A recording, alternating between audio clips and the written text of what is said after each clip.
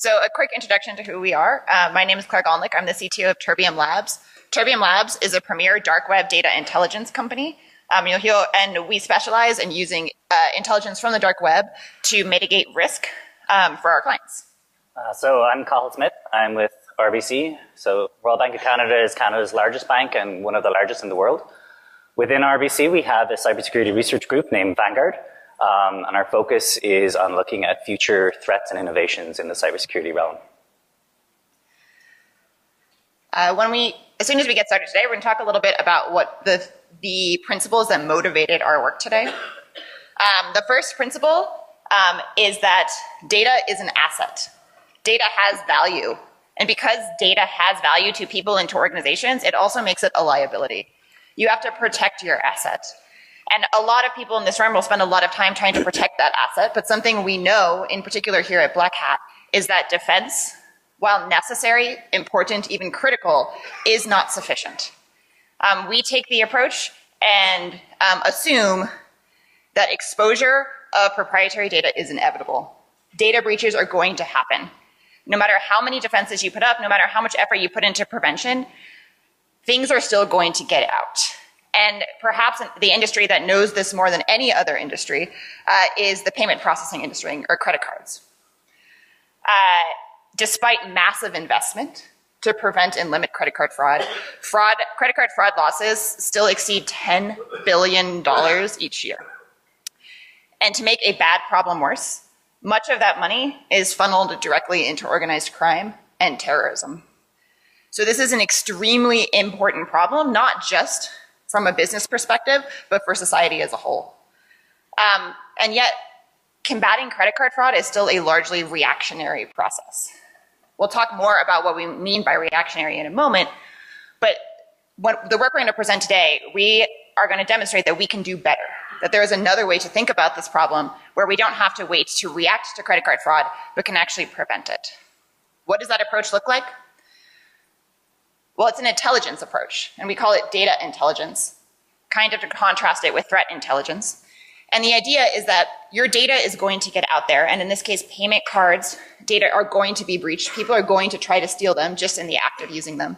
But if you track where that data ends up, if you use traditional intelligence methods to measure it and find it, then you can do something to mitigate the damage that that breach causes to the organization. So in the case of payment fraud, payment cards, a place where they often show up after they've been breached is on the dark web. And they're sold up, and they're sold in mass on the dark web. And by measuring and quantifying and gathering this intelligence from the dark web, we can shift from a very reactive approach to a proactive approach. And the best part about this is that this data fits in very perfectly with existing analytics and current fraud prevention approaches. So instead of being a huge and different approach with a high lift to implement, it fits directly into existing state of the art. So what is the current state of the art? And I will pass it over. Okay. So, excuse me. Right. So in traditional point of compromise detection, you have some known compromised cards. There's multiple ways you can find this out. You yourself get enraged when you get charged $500 for an ebook on Bitcoin that you obviously never bought or something. Or maybe the bank has a machine learning algorithm that tells you that this was a fraudulent charge. Or a third party like Visa or MasterCard gets in touch and says, look, we think this is a fraudulent charge. So we know that this is traditional. We know that these guys are the victims of some kind of fraud. They also have some transaction history, so we can figure out their common points of purchase. So these are all the stores that these victims were shopping in. And then, excuse me, through cross-correlation, we can figure out, well, which is the actual point of compromise. So here we see the victims all attended cross-SS fit, and their data was stolen. Okay, so that's the traditional way, but there's a problem with this method. There's two ways that you basically find it out, right? You either have your victim of fraud, where in that case then money is lost by the merchant or by the bank, and credit card information is stolen along with our slides. Okay. But then you get it back. So it's only a brief blip. Or you could, excuse me, go online and buy those credit card numbers yourself to figure out who is being compromised. But either way, you're feeding money into the criminal economy. We don't want to do that. So we're taking an approach where we don't want to feed money in. But in doing so, we are dealing with more uncertainty. So now, instead of knowing who the victim is, we have groups of candidates for each potential victim. And even still, even with this uncertainty, like that, yeah, even when we're in the dark, we're able to make some inferences as to who actually, where the point of compromise actually has occurred. So we get these candidate groups from this dark web intelligence. So, you know, the guys who committed this data breach, they know what store it was. They know it was CrossFit, Cross SSFit. I'm not actually trying to get myself sued here. And they will list, you know, some detail, such as the BIN, the bank identification number, where they're putting the card up for sale. So we take that information and we build up our candidate groups. And then we make some inferences as to who the victim is. There's one more thing that we do, because of this uncertainty, we're going to need a control group to make sure that, you know, we're not pointing the finger at the wrong guy. So this control group then is there to kind of vouch for all the other stores that, you know, they're quite popular, but they're also popular amongst the control group, so forget about them, they're fine. Okay. So this is just a classic big data problem, right? You have a lot of victims, they have a huge transaction history, and you're trying to correlate all of their histories together. And so, you know, it's a classic problem, so we have classic solutions. We're using a very traditional approach. There is a paper that came out a couple of years ago called Breach Radar, which is just, it's a Bayesian likelihood estimation method. So, you know, we don't really need the slide, so I can just tell you about it. Just imagine, right, you basically start up with some prior on all of your merchants. You believe, like, some merchants are more likely than others, okay? So maybe you just spread the blame across everybody initially. Then using whatever evidence you have, such as the transaction history, you start updating that blame until you end up getting to some stabilized posterior, right? It's just a little greedy algorithm that just alternates back and forth. It's very simple to use. You can do it in some MapReduce framework, so it's you know, it's tried and trusted. Problem here is that we are now adding in this uncertainty. But, you know, we can still use this tried and trusted method. We're just augmenting it, and we just have to get around this problem. The problem being that when you add in this uncertainty, that now we are trying to find the right combination of clients across, you know, possibly trillions of combinations, okay? So, I mean, this is really like finding a needle in a haystack. So what do you do when you want to find a needle in a haystack? Well, you burn it down. Just set that thing on fire. So there's a lovely animation of it on fire. So just imagine yourselves. Okay. Right. So there's just different thresholds that you can do to get rid of this data. We can say that, you know, say that it's basically a popularity contest. Say that the merchant is very, very niche and only one group has attended this merchant. So that group represents one possible victim. None of the other victims. So if only one group has attended it, clearly it's not one of the merchants that you care about, okay? Or maybe it's too popular, you know, like the Amazons or whatever, or Netflix. Everybody has a Netflix account. And so therefore the control group, lots of people have accounts there. It's not the point of compromise. Or maybe it's super unpopular and nobody goes there, nobody buys it, super uncool, not likely to be our victim. Okay, so let's have a look at a case study. This is actually using transaction data and using dark web intel, and we were able to find a fairly large breach. Right, so we used this dark web intelligence. We had a point of compromise that was spread across 10 different batches on these card shops. We didn't know that they were correlated at first. We did not know the point of compromise either. It had affected a large number of clients. However, we did know that a lot of these clients were Canadian.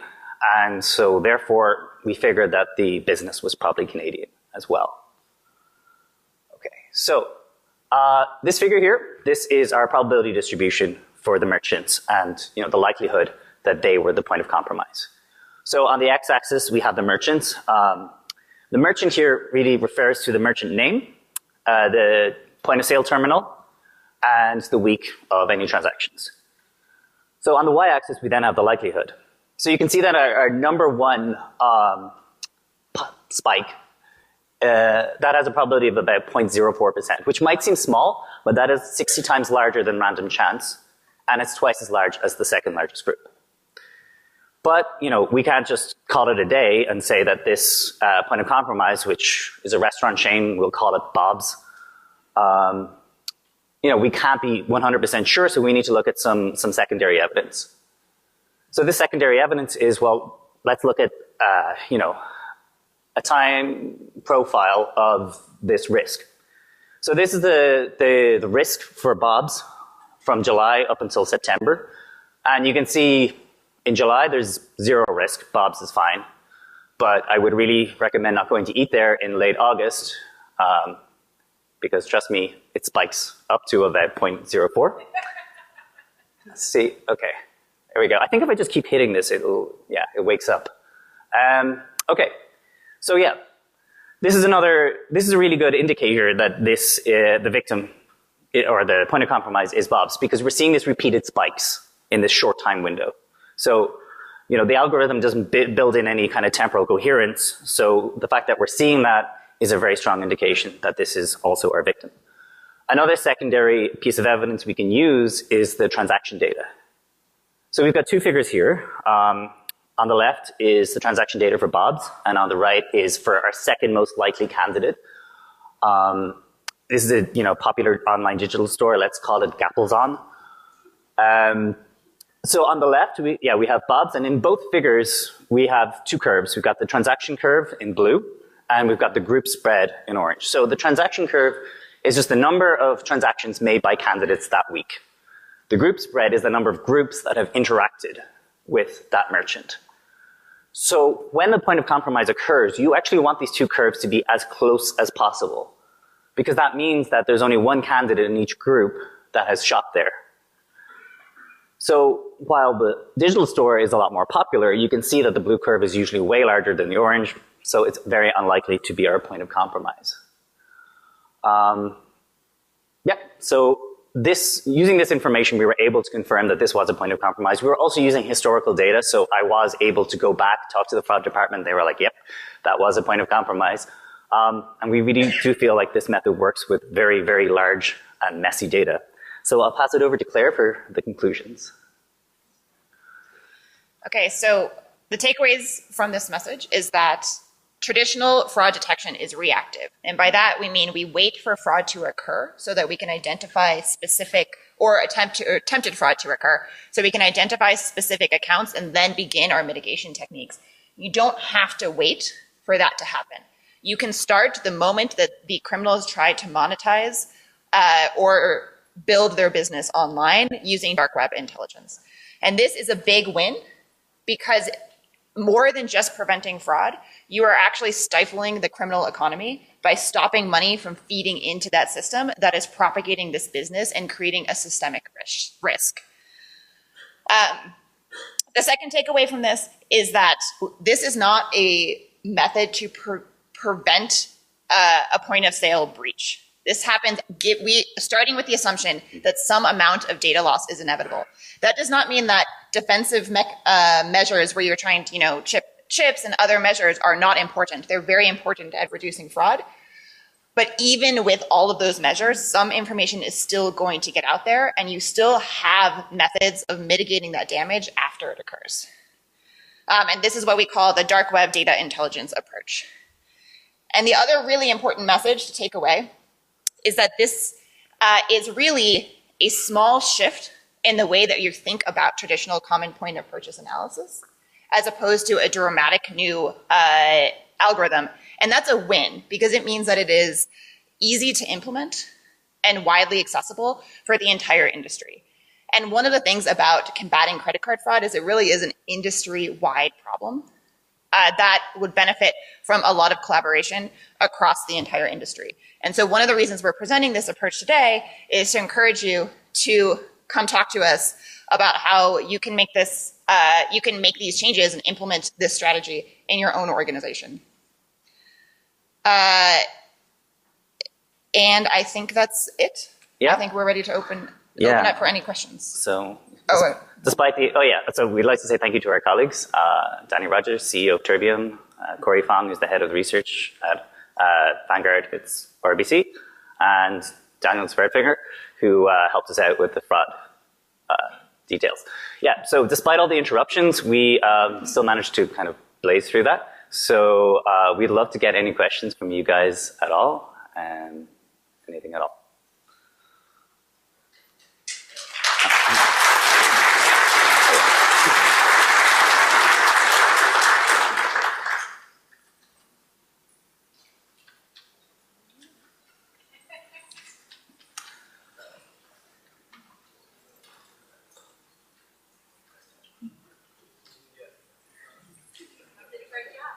Thank you. Yeah.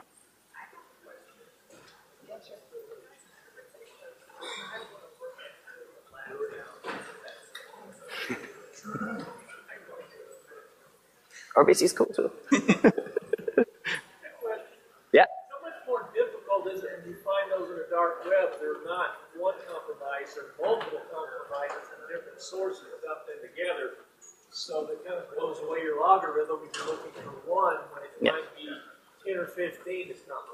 So the question was, how do you deal with dark web intel when it's basically multiple breaches all swimming together in one happy family? You don't make the assumption that it's only one breach. And while it might have seemed like we did, in this case, that we only had one breach, we aren't making that assumption. So you have to be careful with basically the thresholds that you use. And then the algorithm doesn't discriminate either. It can predict multiple POCs. And so you look at your top whatever candidates, you look at the behavior of that data. Again, the group spread and the transaction curves, like they should still be intersecting more or less.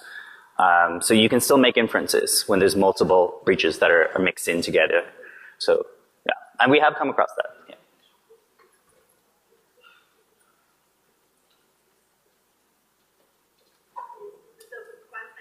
Yeah.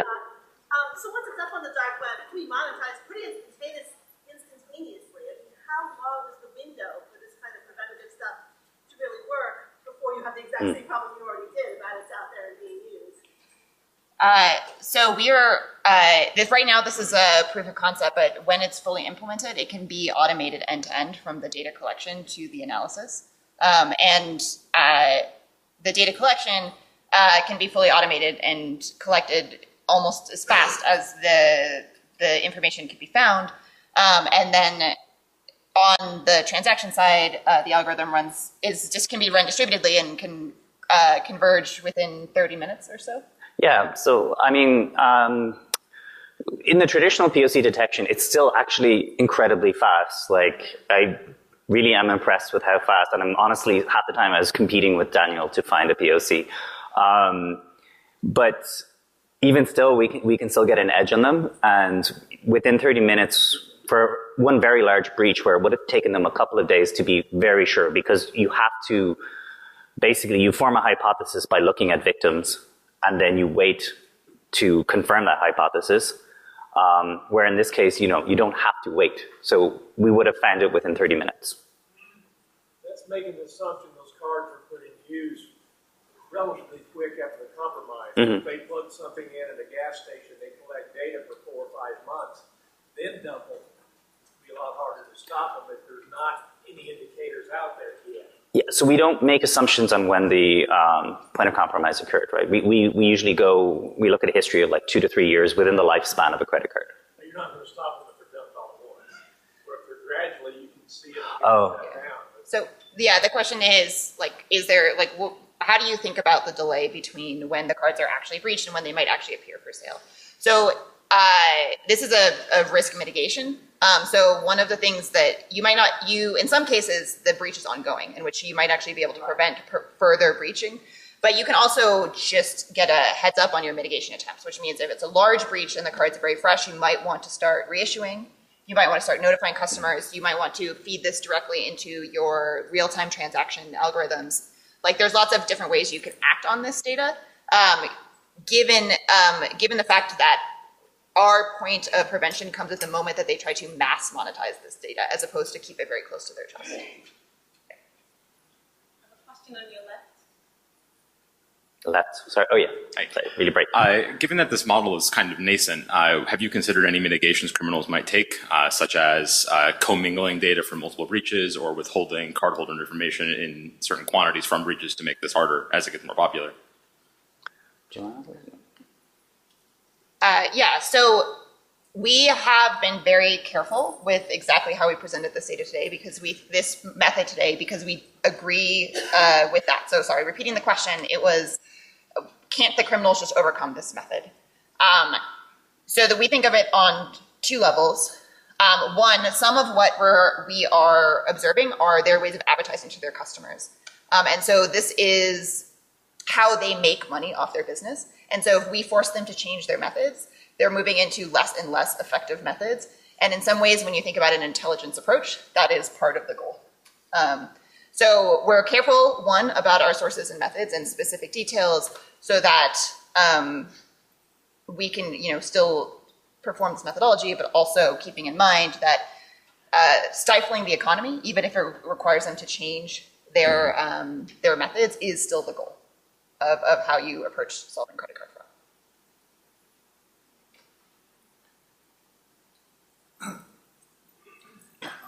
How could you generalize this proactive method to other industry like manufacturing or other industries? So when you say other industries in like manufacturing, do you mean fraud that occurs in manufacturing?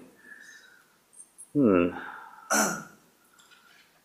That's a good question. I don't know exactly how the two methods overlap. I very much am just a nerd who deals with transaction data. But I mean, we're certainly we're interested in looking at other things involving, say, cryptocurrencies, but we're nowhere at a stage where we can talk about that yet. When it comes to other industries and fraud, yeah, it's a good question. I don't know yet. Yeah.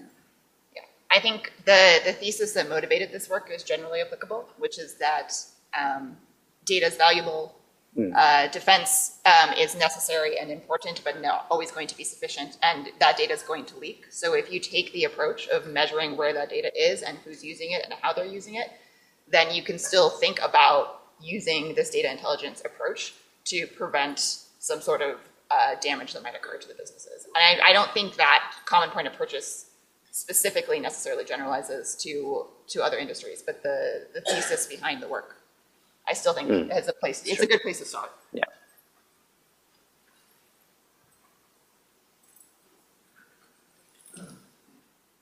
I think we're done. Awesome. Thanks, guys. Thank you.